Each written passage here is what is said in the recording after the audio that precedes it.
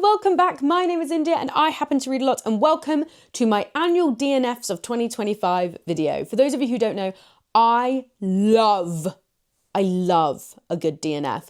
I DNF very actively throughout the year.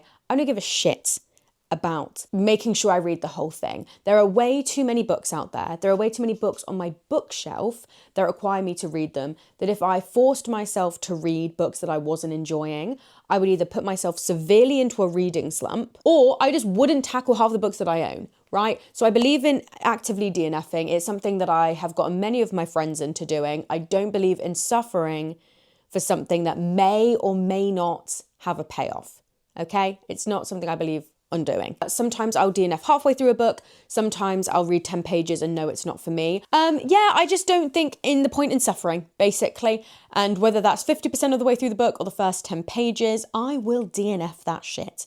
Today, I have a list of books that I have DNF'd. This is not all of them because there have definitely been books that I DNF'd about 10 pages in that I have forgotten about. That is something that I do all the time. If it doesn't spark joy, throw it out is what I say. Again, I was going to go around and hold up all the books and show you, but then I realized most of these books I no longer own because once we got to the end of the month, I donated them, I sold them on Vinted, I handed them to a friend. A lot of you will be like, oh, India, but what happens if you persevere to the end of the book and it's really nice? Then I persevere to the end of the book and it's really nice, but that's not worth going through something that could be truly horrendous for the sake of maybe it gets better at the end.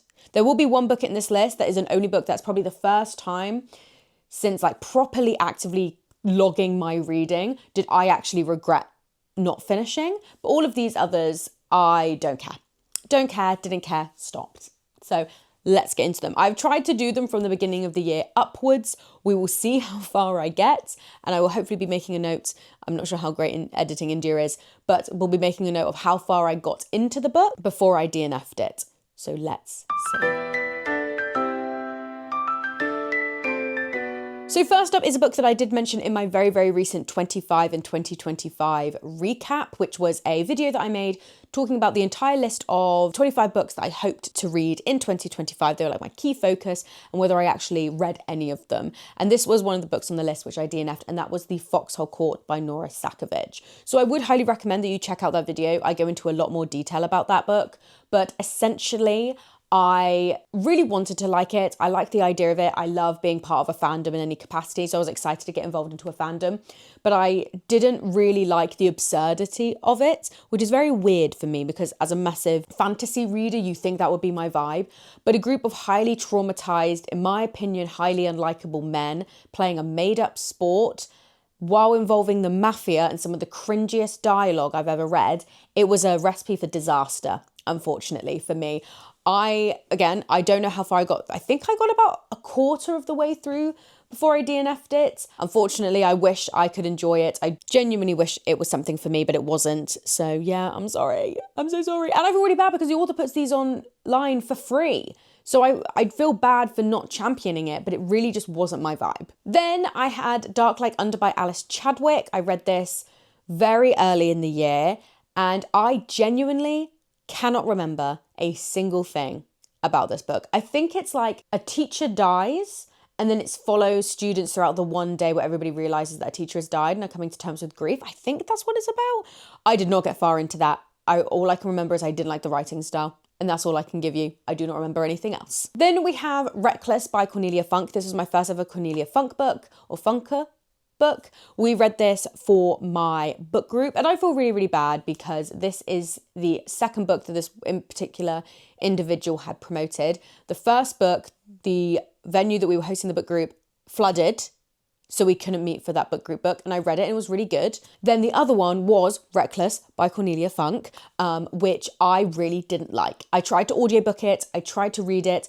I really, really liked it in theory, and I thought the world building was really, really good for Reckless. I just didn't care for the characters, and I kind of didn't care for the story. I feel like if we put that world in the hands of maybe an author I preferred more, I would have got more into it. But unfortunately, that was the common consensus for the book across the group, that it just wasn't our thing, which is such a shame because I'm a massive fan of Inkheart the movie.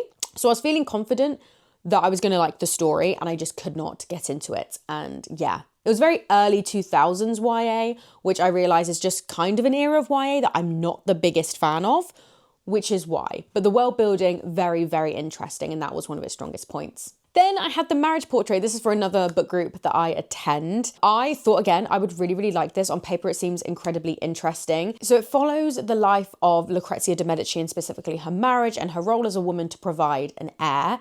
And we all know it's based on historical fact and historical truth. Maggie O'Farrell is the author that wrote Hamnet, which is the story about how William Shakespeare and his wife Anne come to terms with the death of their son Hamlet, which leads to the writing of the play Hamlet. I was intrigued by how Maggie O'Farrell would take a story that is true and turn it into a fictional account, how she would go about the ending. I thought that was really interesting. Unfortunately, got about a quarter of the way through and I was bored as fuck. I was bored and I feel so bad. And it's books like this that make me feel like, God, am I even a reader? Like, you know, not that I actually truly believe that, but when I'd like try to read classics or when I try to read any kind of poignant modern classics, like this is, if this is not a classic already, it's gonna be a classic kind of books that win all these prizes and then I don't enjoy them. I'm like, is there something wrong with me? What's going on? Why am I not picking up on what everybody else is picking up? Unfortunately, got a quarter of the way through. It was just increasingly more and more bored with it. I don't know what it was. I think I just probably wanted it to read more like a thriller than a historical fiction novel that is more of a character study of Lucrezia. I think I just wanted it to be more of a thriller, which is me going in with the worst expectations and needs from a book, if that makes sense. Then we get The Girl Walks Through the Forest by, I believe it's Madeleine Roux. I will be completely honest with you, I cannot remember anything of what is about this book, and my only memory of why I DNF'd it was because I just wasn't enjoying it. I'm going to consult with my Goodreads, but I think sometimes you just get books, and this may be a shock to some people and it won't be a shock to others, but sometimes you just read books and very early on you go, I don't care. It's nobody's fault. It's not the author's fault. It's not your fault. Sometimes you're not a match made in heaven and you start a book and you go, this isn't for me. It's not my thing. And you DNF it. And that's exactly what I think The Girl Walks Into the Forest was. What did I write? What did I say? I didn't even say anything. I just put it as a DNF. So I'm guessing that I just decided it wasn't for me. If it doesn't spark joy immediately, it's not worth my time. And unfortunately, I think that's what happened with The Girl. See, there are some DNFs that I've written that I just genuinely cannot remember a single thing. Then we have The Next Best Fling by Gabriela Gomez, which I have a kind of sort of viral TikTok video about it, which I'm actually going to insert here because I think it's worth seeing my opinions, because that will 100% explain to you why I DNF'd this book. I want to preface this and say that I've only read 10 pages. I've only read 10 pages of this book, but I find the main character's annoying already. Tell me this. You have met a guy when you're 18. You like him. And bearing in mind this is just 10 pages, but you like him. Turns out he says, I want to be just friends. Like, we're better off as friends. And you go, okay. And then you're friends for 8 years. And then 8 years down the line, you find out that he's going to propose to his girlfriend. And you are in your car crying because you're shocked that he just can't realize that you've been there all along and that you're in love with him. And like, you didn't know that they were that serious, but you should have realized it. And I'm thinking, oh, this is sad. Like, this is not like fun. Like, this must be tough for her. But then I find out that he has been with his long-term girlfriend since they were 19, and it's now been 8 years. Like, he's 27 now and they've been together since they were 19. Babes, at what fucking point did you think there was ever going to be a chance for you? 8 years? And you're shocked that he's proposing to her? They've been together since they were 19. At this point, you're just an idiot. You're just an idiot who needs to go to fucking therapy. Because I'm there and she's going, I just wish he would see me. I just didn't realise they were that serious. You didn't realise that the 8-year-long relationship that they've had, of which they've been together since they were 19, was not serious. And now she's going to get with his older brother. Like, stay away from the family at this point. And then a follow-up from that is that I did end up finishing, well, not finishing, that's a lie, obviously. I did end up going to the end of the book, and I will insert my other TikTok clip because it follows up more. So the update is that I DNF'd it. I DNF'd it very, very quickly into picking it back up. I started reading it this morning and it just reminded me of things that I didn't like. I do think I might have been partially influenced by the comments, because a lot of people in the comments were also saying that they struggled with the main female character and just kind of the characters in general. But I did go through and like flick through the book to try and get a little bit more context into all the different character dynamics. And I just realized, you know what, this isn't the book for me. I don't like the idea of someone spending 8 years of their life pining after someone who's in a happy, content relationship. I also found out that the hot older brother of the guy she's been obsessed with, that she starts hooking up with, was going to the engagement party to confess his feelings for the bride. So that was giving icky. Didn't really like that. I was just like, why can't you just let these two people be happy? For the love of God. You know, when we have those like really awful things, and I think as a woman, you kind of experience it quite a bit, where it's like, I have this male friend, we get on great, we get on so well. He then was like, hey, I like you more as a friend. You turn him down, and then suddenly it's like, you're a bitch, you're this. And then you realize the entire time that they're only really friends with you because they want to get with you at the end, not because they really value the friendship. Because if they valued the friendship, they'd be like, oh, okay, I'm sorry, I hope we can stay friends, and it moves on. That's this woman. That's this woman in this book. That is her whole thing. I know at the end, they're like, oh, but he was actually a bit of a dick the entire time. Like, I get that. But as someone who is going into this book, not knowing any of that context, all I'm seeing is a woman that is a bad friend across the board. And I don't want to support someone who's an incredibly bad friend. Genuinely, we will see this get picked up again in another video, but genuinely one of the worst books that I've read this year. Then we have Voyage of the Damned by Frances White. This is a fantasy book about a murder mystery. So on paper, fantasy murder mystery. And this year for me, I've been loving fantasy murder mysteries. Please, can we bring up more fantasy murder mysteries publishers? I am begging you. So on paper, this should be great. Fantasy murder mystery, really interesting kind of world building, should be super excited. I can only describe the dialogue as Tumblr humor and Tumblr cringe. Now, and I can say that because I have my Tumblr certificate. Okay, I was in the dregs of Tumblr at a very formative age, okay? But the dialogue in this book was the cringiest dialogue I've ever had the misfortune of reading. Why? It's like, I walk past a pair of twins, I wink at her and I finger gun at him. Get up. What are you talking about? It made me cringe so deep into my soul that I didn't get that far. And what also for me is it was marketed in the UK as an adult fantasy, yet it read incredibly YA. And I honestly think if you had taken out the unnecessary use of the word cunt, I'm going to say it, sorry, it's my channel.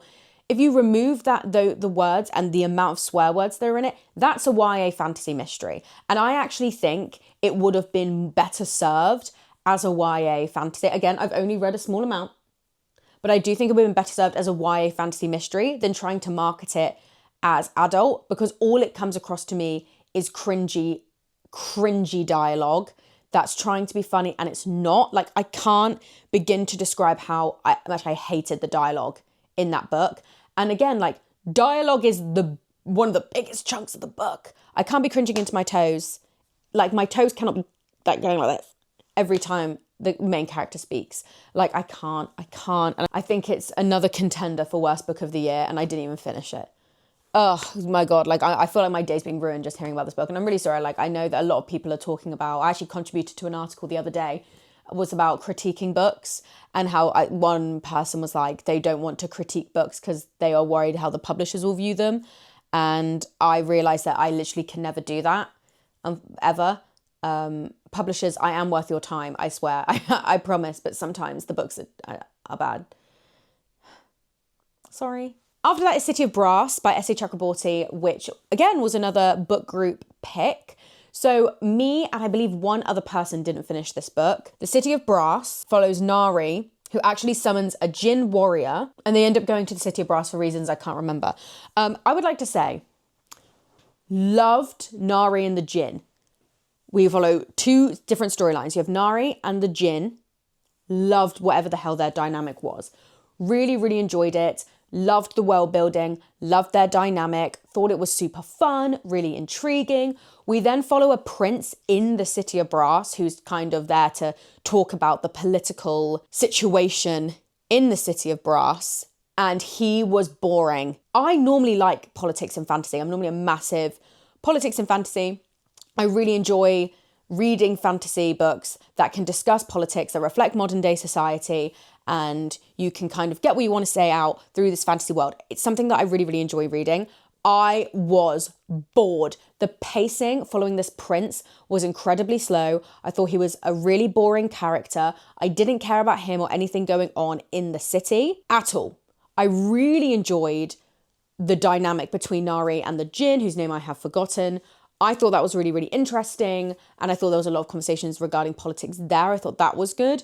When every scene in the city of Brass was so bored and it was just so slow paced and I couldn't get through it. And I think I might have got 40%. I mean, the screen will tell you, but I think I got like an okay amount of the way through it, but I just didn't enjoy it. After that is The Place of Shells, which is a kind of sci-fi, timey-wimey, literary book.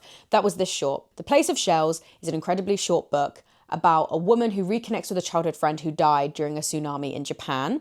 And she's in Germany, and through some timey-wimey thing, they reunite.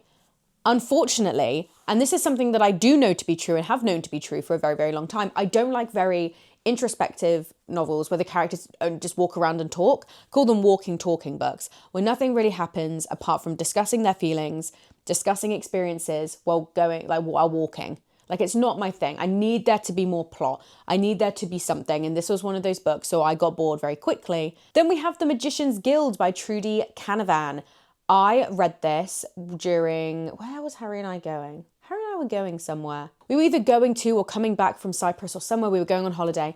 And I started to read The Magician's Guild, which is considered a very big quintessential fantasy book about a young girl who has magic in a place where, like, magic is very much controlled and things like that. I found the writing to be incredibly basic. It was very much, she did this and then he did that. And I just remember being like, okay, I didn't think there was really much going on with the story. For a book that was like that thick, barely anything happened in the first 100 pages. I flew through it, but when I really looked, it was like, girl uses magic she didn't know she had. Magicians discuss what to do. They search for her. That's 100 pages. I didn't really care for the characters because I didn't care for the story. Like, if to me, it kind of felt like, okay, this is a good first draft. Let's add a little bit more detail. After that, we have The Night Ends with Fire by KX Song, which I believe I may have included in a vlog. I will link it if I did include it in a reading vlog. I don't know whether I got far enough into the book to warrant putting it in a reading vlog, because it was part of my very unsuccessful Goodreads fantasy long list challenge, where I tried to read all the books that were in the 2024 fantasy long list, which I started read about half of them, didn't get that far. But The Night Ends with Fire was one of them. And again, I can't really remember. I remember really enjoying the beginning. I really, really enjoyed the beginning. And then she gets to the training camp and I genuinely cannot remember why I didn't enjoy it. Hopefully I've included it in the vlog. And if you want to check it out, it's in the vlog. I kind of felt that she was just telling us, here we go. I can remember, so it's all coming back to me now. Anyway, I just remember her telling us a lot of stuff that she wanted. She wanted power, she wanted this, she wanted that, but there was no really like showing of anything. It was just like, I'm really good at what I do and I want power. And I'm like, okay, show me that. And she never did. Didn't care for what kind of seemed like a blossoming romance. DNF. Then we have A Forgery of Roses. So this is a very unfortunate story, and I do remember the story for this one. This one was unfortunate because I had earlier in that month, or literally just at the end of the month before, had read House of Roots and Ruin, which was a very, very good book. Second book in the Sisters of the Salt series, sequel to House of Salt and Sorrow, which is an amazing book, and it's now out in the UK. It was originally just in America, now in the UK. Highly recommend it. 12 Dancing Princess horror mystery, really, really good. YA, but I'd say it's kind of upper YA, incredible. Then there was a sequel that came out following a different sister called House of Roots and Ruin, about a girl who gets invited by this duchess to paint her son's portrait, but nothing is what it seems in the house, and there's like a good romance, and it's all about art, and there's great disability representation, and there's flowers, and it's very creepy, crawly, really, really good. A Forgery of Roses is kind of similar. It follows a young woman with a very good skill for art who gets invited by a duchess to paint her son's portrait. In this case, her son's dead, and this woman is able to heal with her paintings. So she thinks, well, my son's dead. Can you paint him back to life? And she's like, whoa, but okay. And there's like a mystery, and the house isn't what it seems, and there's a romance and all of this. But unfortunately, reading that not that long after reading House of Roots and Ruin, which was a 5-star read for me, reading that, unfortunately, it was not good. And it wasn't fair on the book, to be honest, because they were so similar, so incredibly similar themes and kind of basic plot points that it just wasn't going to work. It just wasn't going to work because I did not enjoy it as much as I enjoyed House of Roots and Ruin. And while I liked it in theory, I just didn't connect to the story. And all I could think every time I was reading this was, this is so similar to House of Roots and Ruin, and I'm not enjoying this as much as I enjoyed House of Roots and Ruin. So unfortunately, I DNF'd it. Then we go to one which was, again, mentioned in my 25 books for 2025 recap video. This is the one I regretted DNFing. And that is Lonely Castle in the Mirror by Mizuki Sugimura. This is a very low fantasy, literary kind of fantasy, because the fantasy isn't the main bit of the story. It's just basically there as a background. But it follows a young girl who is bullied at school, and it has subsequently meant that she does not attend school because she's too scared to go. And she has developed incredibly bad anxiety and incredibly bad agoraphobia, really, who one day the mirror in her bedroom sparkles and she walks through it and she ends up in this very like Brothers Grimm-esque castle where she meets this wolf girl, and she says, you and these 7 other individuals that you've met here have a chance to find a key to a room that will give you your heart's desire, the biggest wish you can think of. And you've got for the rest of this like school year where you would be attending school to find that key and that room and make that wish. But it's less about the fantasy and it's more about like the people that she meets and discussions on bullying in Japanese society and supporting students with anxiety and mental health issues and all of this kind of stuff. And it was incredibly beautiful. And out of nowhere, I had a couple of other things in the following month because it had taken me about a month to read half of it, but I was really enjoying the experience. But in that month, I had a lot of things for other reasons that I needed to read. So I put it on the back burner in hoping to go back to it, and I just never got back to it. And every time I tried to pick it up, it just didn't hit the same. And I thought, you know what, I'll pause it for now. I'll come back to it maybe in the new year. And then one day I thought, you know what, let's just roughly see how it ends, because I have a theory of how it's going to end. I couldn't even begin to predict that ending. And I'm kicking myself, and I won't spoil it, but I'm absolutely kicking myself that I didn't persevere with it, because I would have absolutely have loved the reveal. Absolutely loved it. It's probably the one book ever since I've been tracking and recording my reading where I've ever gone, I'm disappointed I did DNF it. Because genuinely, that ending would have been a 5 out of 5 stars for me. Then we have Cuddy, another book I mentioned in my 25 books for 2025, an epistolary novel about St. Cuthbert and something else. I was very confused what really it was about. Normally I love an epistolary novel. I read Murder in the Family this year. I read The Killer Question by Janice Hallett.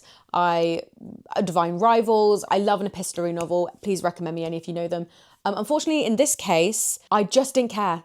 I didn't care. I'm not really a massive poetry fan, and a lot of this book was poetry, but I kind of just didn't care about the plot. And that's it. And I was also starting this in December, knowing I have all these wrap-up videos to do, knowing that I'm literally incessantly busy. I have read one book in December this year, and it is the 16th of December. It is the 16th of December and I've read one book because I just do not have the time. So hence, if you're a book like Cuddy, which unfortunately just didn't really work for me for no other reason, like with the Girl Walks into the Forest book, sometimes it just isn't your thing. You DNF it, and you DNF it very quickly. Then we have, this becoming a little bit of a December wrap-up, we have The Christmas Stocking Murders by Denzel Mayrick. This makes me sad. I read Denzel Mayrick last November, a little bit ahead of the game. Sorry, Denzel Mayrick's first book, which was The Murder at Holly House, and I really enjoyed it. I remember the beginning being very slow paced, but the payoff was really good, and the character was quite interesting because he was kind of very annoying and a little bit unlikable, but you couldn't look away, so he was kind of engaging in that way, and I remember really enjoying the ending, and I believe it made it to my top 5 murder mysteries of the year. So please do check out that video. But I tried to read this one and I didn't enjoy it. And they give the addition of the main character's sergeant in this book, which I didn't think worked. It was kind of like what makes Grasby kind of an interesting character. You're kind of not sure whether you like him, but you can't help but not root for him. Adding two characters who are kind of both a little bit like, I still don't know whether I like you, then isn't that great of a reading experience. And I got nearly 100 pages in, and apart from one thing, which is like, this guy's been found dead, nothing was really happening. And I knew it was going to be kind of slow paced going into it. But again, it's December, we don't have time. We don't have time, so it was a DNF. And finally, the last book I DNF'd this year, and before you go, India, you're doing this on the 16th of December, you still got time. I'm 75% of the way through The Will of the Many, and I'm enjoying The Murder at Mount Fuji, so I'm not going to DNF it. So this literally will be my last DNF, and I won't start any more books until the new year. The last book for my DNFs of 2026, which is also not official because I've definitely missed a bunch, but these are the only ones I noted down over the year. It is Heated Rivalry by Rachel Reed. I joined the masses when it comes to watching Heated Rivalry on a whim because a lot of my Instagram and Twitter mutuals had been randomly talking about it. So I decided to give it a go. Watched the first 2 episodes, loved it. What a time. I had a great time watching it. Literally knew nothing, did not know what to expect going into it. I was obsessed. I'm going to catch up on the rest of the episodes today. I've been really enjoying it. Then I found out that there was a book and I was like, I fly through romance books. I haven't read any other books in December. Let's give it a go. Boring. And I'm really sorry. I mean, Rachel is probably rolling in the money now, but I'm sorry, Rachel. I really wanted to like it because I really liked the show and I clearly liked the story you're doing. It was very much, I don't know what it was. It was just, I think, I am normally a watch first, read next, because 9 times out of 10, the book's better than the show or the movie. But in this case, I have to say I think the movie's better. I just think that the movie allows us to delve a little bit more into the characters. We jump a lot between time, but it works, I think, better in a show format, visual format, than in a written format. And every time I kept going back to it, I was skipping the smutty scenes because I was like, I don't really care. I want to know more about them. And I want to watch their blossoming romance. Like, I don't mind a smutty scene. I read Tessa Bailey. I read a lot of smutty romance books. But in this case, every time I got to the smutty scene, one, I've already watched it. They leave nothing to the imagination in that show. So I've already watched it. So every time it came up, I was kind of just skipping because I was like, oh, I've watched this in the episode. And also what I wanted to like them as characters. I wanted to believe in their relationship. I wanted to see it blossom. I wanted them to learn more about each other. And it kind of happens, but it's a lot of sex scenes. And I was like, so because of that, I was like, I don't really want to read smut for the sake of smut. That's not kind of the romance reader that I am. I do like to see a little bit more of like a connection in any capacity forming between our 2 main characters rather than them going at it for 300 pages. I like to think that they like each other. I like to think they understand each other in some way. And while I know that does happen in the book because I'm watching the show, I just like it how they do in the show more than how they did it in the book. So yes, what a shame. But that's it. Those are all of my, nearly, give or take, all my DNFs that I didn't read, all my DNFs for 2025. We will be back next year for the annual DNFs of 2026. And next time I will actually make a list. I will make some notes. I will make some notes about why I DNF'd the book. So when we do this, I won't be trying to go back months and months and months to remember why I DNF'd a book. How about that, you know? Unheard of. Come to a video prepared, India. How about that? But yeah, we'll see. But thank you so much for watching. Please like and subscribe and all that fun stuff. And tell me any books that you happened to DNF, because that would be fun to know. And please make it your resolution to DNF in the new year. It doesn't hold you back in the way that you think it might.